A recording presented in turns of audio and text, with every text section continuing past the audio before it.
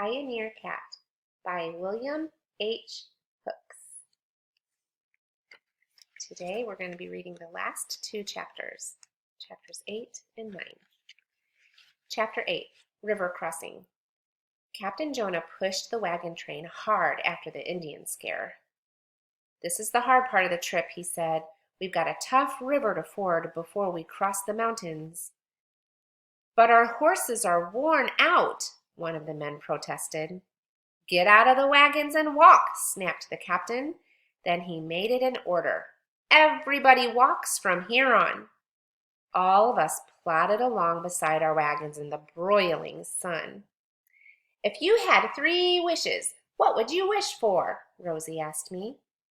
"Ice, ice, and more ice," I said. "Your wishes wouldn't last a minute in this heat," said Rosie. "If I had 3 wishes, I'd change into a cat and ride like Snugs. Then I'd wave my tail like a wand and land us all in Oregon." "What about your 3rd wish?" I asked. "Oh, once we got to Oregon, I'd meet up with some nice tomcat. Then I'd use my 3rd wish to change him into a prince and me into Cinderella, and we'd have ice-cold lemonade every day." We kept walking for a whole week in this terrible heat. One day we came upon a long line of boxes, trunks, and furniture scattered beside the trail. Rose and I ran over to see what was in the trunks. "Keep moving," shouted one of the scouts. "Just count yourself lucky we don't have to dump all our goods.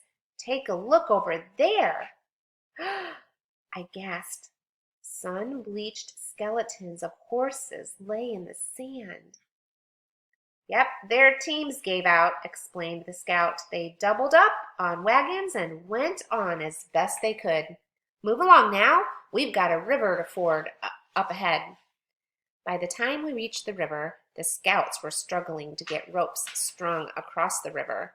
The muddy water looked ready to overflow the riverbanks. The horses had a hard time making it across, but finally the scouts got 2 short ropes anchored across the river. Then the captain gave the signal. One driver to a wagon. Everybody else over on the ropes," he ordered. The families ahead of us plunged into the water. They began pulling themselves along the ropes. I tied Benji on Ma's back, and Benji kept crying, "Kitty, kitty," and pointed to our wagon. "It's okay, Snugs is all right," I told him, but he kept saying, "Kitty, kitty, kitty." Pa drove our big schooner into the river. "She floats like a boat," he called. We plunged into the water. I could see Rosie up ahead on the rope. At first it felt good just to be cool again. Then in the deeper water, I began to feel the strong pull of the undertow. The undertow is the water underneath that's going really fast, and it kind of pulls you under a little bit. Duffy called from behind me. "Hey, this is fun!" I was about to tell him to hold tight since he'd soon be in the undertow too, but Duffy shouted again, "Look, no hands!" I turned. There he was, treading water with both hands off the rope. "Duffy," I called, "stop that! You know you can't really swim." He struck the undertow and went under like a rock. I was so scared I couldn't even call for help. Duffy popped back up right next to me. He was coughing and spitting water. I grabbed his arm, but he was thrashing around so wildly I lost my grip on the rope. We both went whirling toward the center of the river. We shot right past Ma and Benji. Ma screamed. I was sure we were lost. I still held on to Duffy, but his head kept bobbing under. Then I hit something hard that sent pain shooting up my arm. It was Rosie's wagon.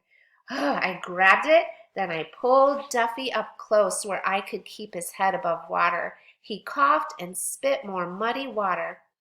"Grab the wagon!" I yelled. He clawed at the side of the wagon and found a pot hook to hang on to. I was afraid to let him go, but my arm was hurting so I didn't know how long I could hold on.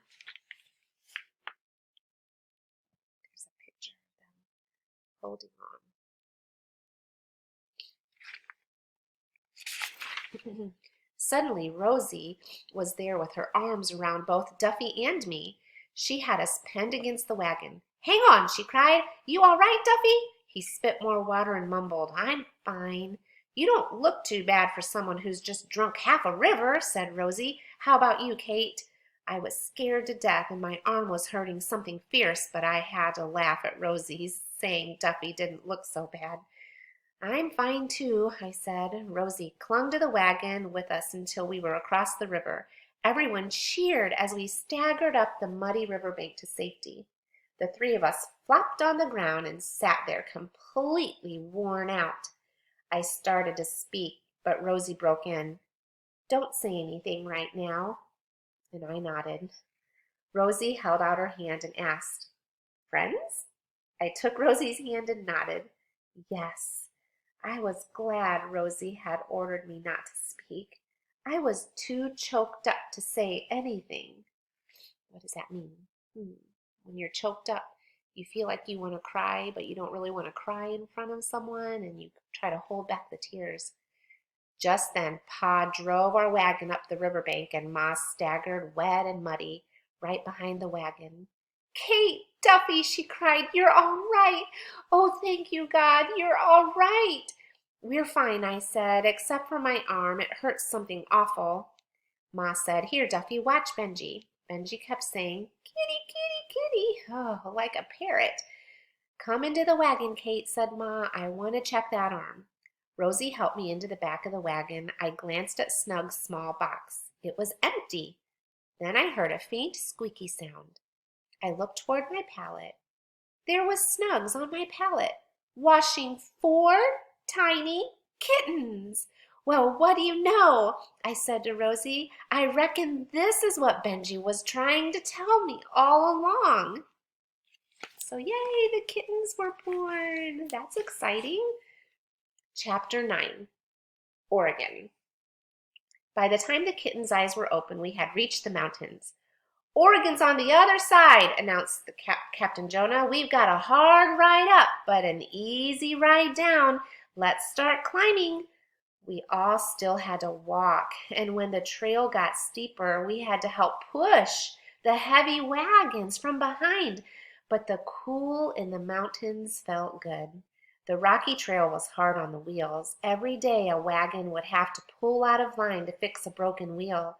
I still took care of our wheels, greasing them down like my pa told me to, even though my arm was hurt. I wouldn't let Duffy take over.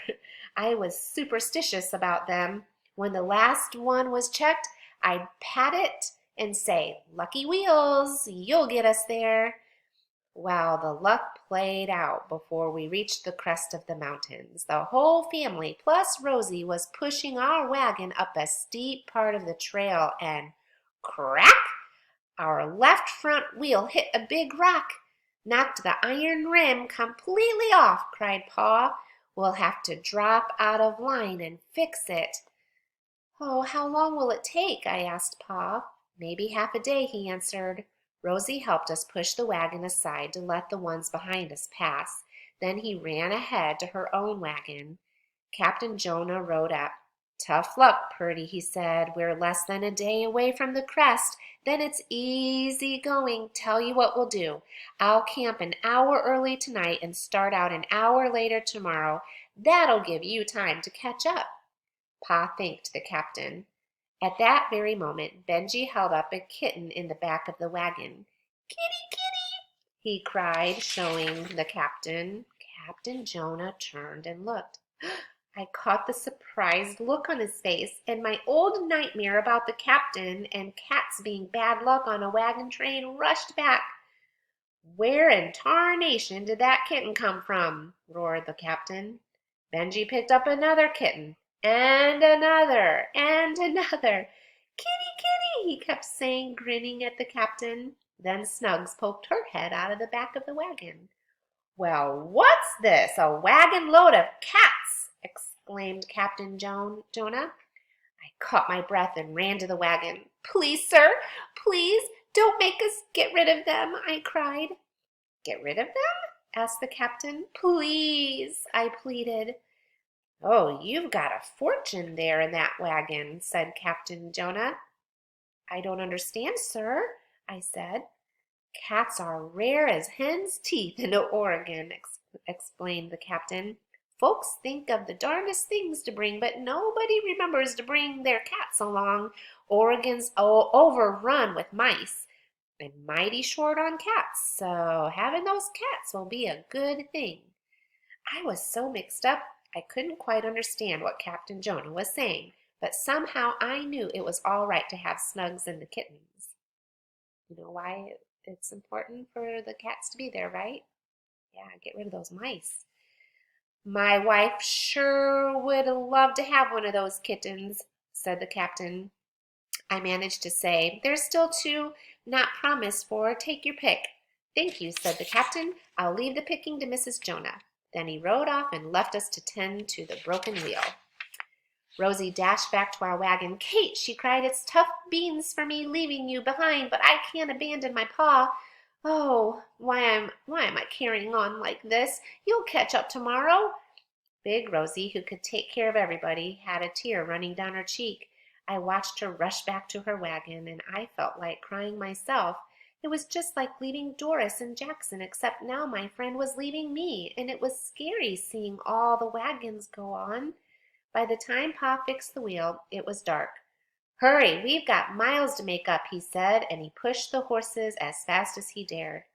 Pray for a bright moon, said Pa. Driving by night is the only way we're going to catch up. But low-hanging clouds blocked out the moon and the stars, and it started to rain.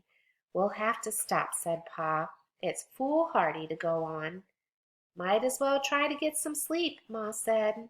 It was warm under the quilts. I dozed and dreamed, bad dreams about Rosie and me being lost in the dark mountains. I woke with a start. Snugs was walking on the quilt that covered me.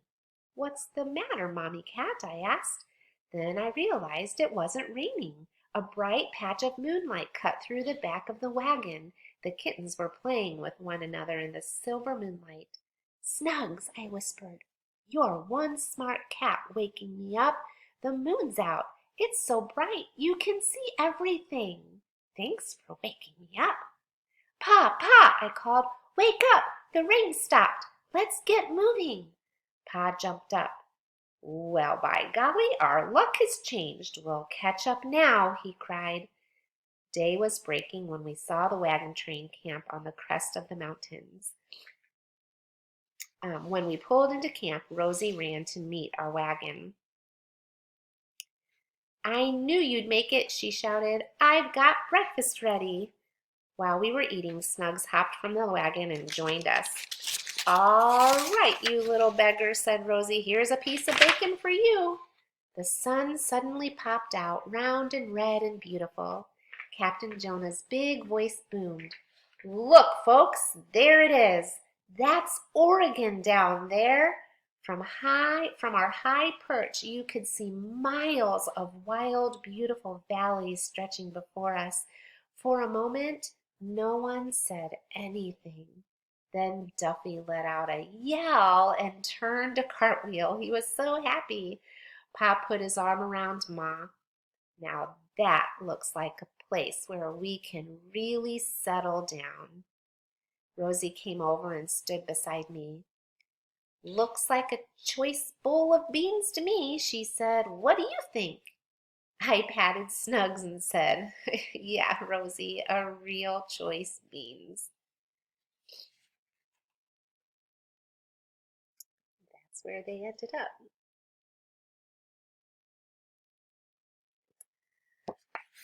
That was an amazing story. I hope you all enjoyed it. We do have a few questions that you can answer today, and I hope you enjoyed Pioneer Cat as much as I do.